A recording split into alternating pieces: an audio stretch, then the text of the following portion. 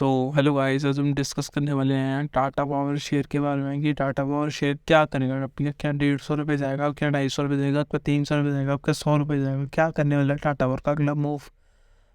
सबसे पहले टाटा की बात करें तो टाटा पावर इंडिया की एक लीडिंग पावर सेक्टर कंपनी है। और अगर आज की शेयर प्राइस से टाटा पावर को देखा जाए तो टाटा पावर का जो शेयर प्राइस है वो 208 रुपये के हिसाब से 67,000 करोड़ रुपए के मार्केट कैपिटल में टाटा पावर ट्रेड हो रहा है। जो टाटा पावर की जो प्राइस टू इक्विटी है वो 22 रुपये के आसपास है और जो इंडस्ट्री भी है वो 10 के आसपास है। ठीक है, कोई नहीं, बट जो बुक वैल्यू है टाटा पावर की वो है 80 रुपये की और डिविडेंड है 0.98%। तो टाटा पावर तो यही है। अब देखा जाए टाटा पावर के चार्ट के बारे में, तो टाटा पावर का जो चार्ट है उसमें ये एक चीज़ पता चलती है कि पिछले 23 दिसंबर से टाटा पावर पिछले 3 महीने से एक रेंज में फंसा हुआ है 200-210 रुपये। 200 रुपये में टाटा पावर में बाइंग आ जाती है और 210 में टाटा पावर में सेलिंग आ जाती है। पिछले 3 मंथ से टाटा पावर 5% की रेंज में फंसा हुआ है। कहीं पे भी ब्रेकडाउन या ब्रेकआउट नहीं दे रहा कि जो फ्रेश ट्रेडर्स है, फ्रेश वॉल्यूम है वो जनरेट हो। मतलब एक कंसोलिडेशन फेज में है। वीकली में अगर आप देखें टाटा पावर की, तो टाटा पावर ने जो कैंडल क्लोज करी है वो अच्छी कैंडल क्लोज करी है, उसकी तो कोई दिक्कत ही नहीं है। बट द सबसे मेन जो प्रॉब्लम आ रही है टाटा पावर की, जब तक ये रेंज नहीं तोड़ता, 200 से 210 की रेंज नहीं खुलता, तब तक एक फ्रेश क्लियरेंस नहीं आएगी माइंड को कि भाई ये क्या कर रहा है। अब टाटा कंपनी आपको शेयर करता हूँ कि टाटा पावर ने दिल्ली टाटा पावर डिस्ट्रीब्यूशन से एक प्रोजेक्ट के लिए साइन करा है 510 मेगावाट का, जिससे उनकी 1540 mega units of carbon emission बचेगा। तो एक सोशली और नेचुरली एक अच्छा चीज़ है कि नेचर के पर्सपेक्टिव से भी हो रहा है। और देखो, अब इनको जैसे इन्होंने एग्रीमेंट साइन किया तो प्रॉफिट रेवेन्यू हर चीज़ टाटा पावर की इस चीज़ से बढ़ेगी, क्योंकि टाटा पावर की सबको पता है टाटा पावर की जो ऑर्डर बुक है वो बहुत ही बड़ी है, बहुत ही बड़ी है। तो it would definitely be helpful for Tata Power to generate more revenue. और टाटा, जैसे प्रवीण सिन्हा ने बोला था, रेवेन्यू गाइडेंस जो प्रवीण सिन्हा ने फाइनेंशियल 25 के दिया है, उसके लिए उनको और ईजी हो जाएगा। और जैसे पिछले क्वार्टर सी में उन्होंने अपना जो प्रेजेंट इन्वेस्टर प्रेजेंटेशन दिया था उसमें साफ लिखा था कि 10 से 12 हज़ार करोड़ की इनके जो सोलर पंप्स के ऑर्डर बुक है इनकी। तो मतलब एक इन्वेस्टर के लिए थोड़ा हैप्पी फेस हो जाता है कि अगर अगर ऐसी न्यूज़ आए।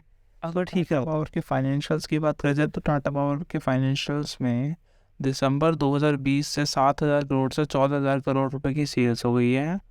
और जैसे जैसे सेल्स तो डबल हुई है, बट एक्सपेंसेस भी डबल हो गए हैं टाटा पावर के।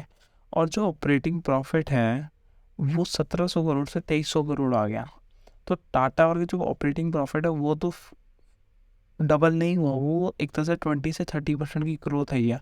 बट जो ऑपरेटिंग प्रॉफिट का मार्जिन है वो कम हुआ है। अगर आप देखो तो ऑपरेटिंग प्रॉफिट का जो मार्जिन है वो 23% से आज 16% पे आ गया है। बट अगर आप देखें आगे तो जो नेट प्रॉफिट है वो 250 करोड़ से 1,400 हज़ार 1,200 करोड़ रुपए आ गए। जो प्रॉफिट, नेट प्रॉफिट की जो ग्रोथ है ये कंपनी में, वो तो एक आउटस्टैंडिंग ग्रोथ है टाटा पावर जो थी। यहाँ टाटा पावर की आईसीसी सिक्योरिटीज़ की बारे में डिस्कस करें तो आईसीसी सिक्योरिटीज़ ने 206 रुपीज़ में टाटा पावर में बाइंग इनिशिएट करवाई है। और आईसीसी सिक्योरिटीज़ ने 262 रुपीज़ का टारगेट दिया है। और अभी 3-4 दिन पहले रिसेंटली आईसीसी डायरेक्टर से, मेरे पास आईसीसी डायरेक्ट का अकाउंट भी है, तो आईसीसी डायरेक्ट के क्लाइंट्स को आईसीसी डायरेक्ट वालों ने टाटा पावर बाइंग करवाई है 200 की कुछ लेवल पे, और 223 रुपये का टारगेट भी दिया। मतलब एक शॉर्ट टर्म का टारगेट भी दिया है और लॉन्ग टर्म के लिए 260 इंडिया के सबसे बड़े बैंक की एचडीएफसी बैंक की। तो एचडीएफसी सिक्योरिटीज़ ने भी 205 पे टाटा पावर में बाइंग करवाई है। और टाटा पावर का टारगेट से 243। उनका भी ये मानना है कि जो कोल के प्राइसेस है वो कम होंगे और जो इनके मार्जिन है वो बढ़ेंगे। और इनकी ऑर्डर बुक, इनका सब कुछ बढ़िया है। जो उन्होंने, अगर आप देखा तो मैंने लिखा हुआ उसमें डिस्कस करा हुआ, अगर आप वीडियो को पॉज करके पढ़ भी सकते हैं। तो वही है कि एचडीएफसी सिक्योरिटी, आईसीसी बैंक भी बुलिश है। और अगर हम बात करें जियोजीत फाइनेंशियल की, तो उन्होंने भी 204-5 में बाइंग कराई है और उनका भी 223 रुपये का टारगेट है। उनका शॉर्ट टर्म का टारगेट है, मतलब है तो लॉन्ग टर्म का, पर उनका शॉर्टर टारगेट है। बट जो इंडिया के बिग फर्म्स है like ICC, like HDFC, but they are more bullish on Tata. एक कंपनी तो बहुत अच्छी है नो डाउट, बट टाटा का जैसे फाइनेंशियल देखा तो टाटा की फाइनेंशियल्स में 146% सेल्स बढ़ी है। तो टाटा पावर में ऐसा तो कोई दिक्कत नहीं है, बट यही है कि it is just the thing about patience. अगर मेरे से पूछा जाए कि मैं क्या करूँगा अपने टाटा वन की होल्डिंग्स को, तो मैं बस एक सिंपल जवाब दूंगा कि just hold your Tata power holdings with stop loss of 196.50।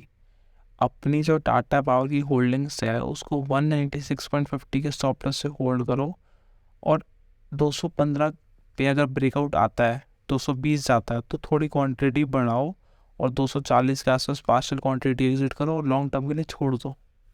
यही करो और पैसा ज़रूर कमा के जाओगे शेयर में। और जैसे अभी नए नए प्रोजेक्ट्स मिल रहे हैं टाटा पावर को, ऐसे ही मिलते रहेंगे, बस सपोर्ट कंपनी को करना ही पड़ेगा। जैसे ITC जब नहीं चल रहा था तो वही है, जब क्रिटिसाइज हो गए थे कंपनी, बट टाटा पावर एक अच्छी कंपनी है। वो टाटा पावर का पुराना सेल ही रहा, प्रवीण सिन्हा ने बहुत ज़्यादा मेहनत करी है, तो वही है, रिजल्ट ज़रूर आएगा कंपनी को। और it is been a investor company from last 2 years, it is been given return, so सब कुछ अच्छा खासा होगा, टेंशन लेने की कोई बात नहीं है। और यही है कि पेशेंस बनाए रखे, पेशेंस जो बनाएगा वो पैसा कमा के जाएगा। तो बस मैं यही कहूँगा 196.50 के स्टॉप लॉस से ट्रेड को कैरी ऑन करें। और अगर मेरी वीडियो पसंद आए तो please like share subscribe my channel.